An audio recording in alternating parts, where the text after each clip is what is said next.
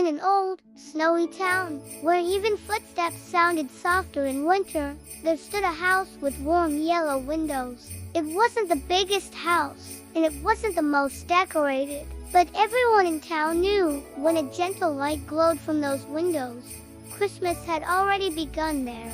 Not because of shiny lights, not because of expensive gifts, but because in that house, people knew how to make Christmas.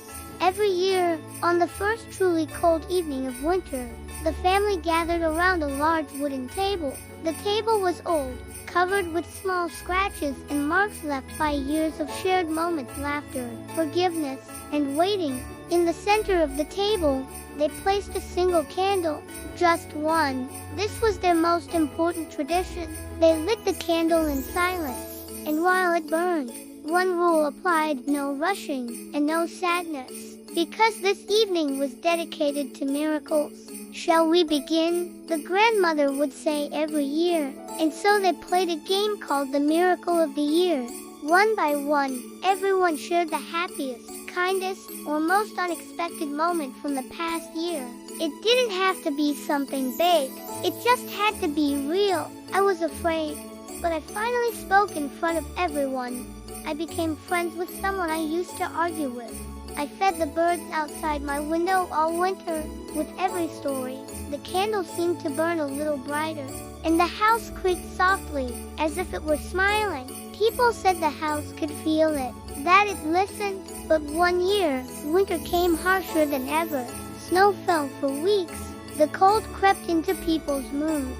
Smiles disappeared, and throughout the town, people said the same thing: there are no miracles this year. Even the town Christmas tree looked a little sad.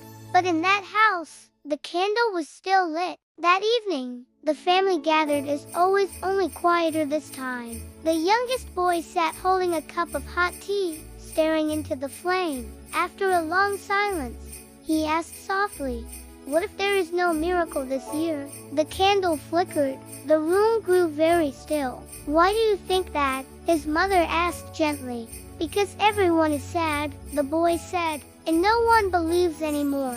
The grandmother smiled, not sadly, but wisely. "Then we have an important job," she said.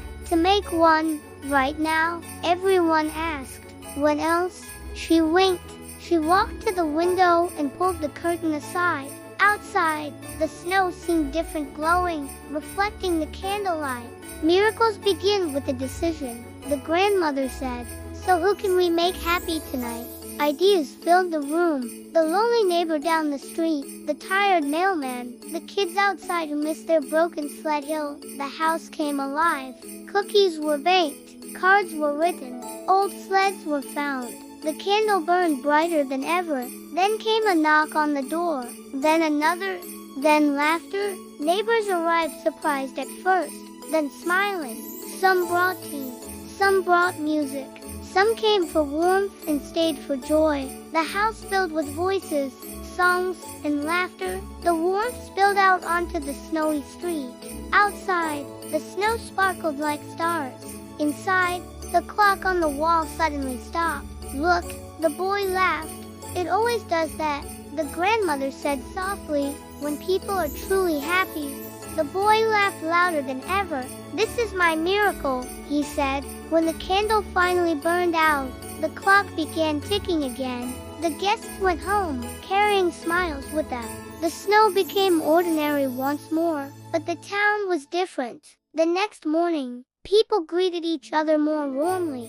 The Christmas lights shone brighter, and someone fixed the sled hill. And ever since, people in that town say, when winter feels too cold, when joy feels far away, light a candle, gather people, and start making miracles with your own hands. Because real miracles aren't found in fairy tales. They live in warm windows, shared laughter, and hearts that choose joy together.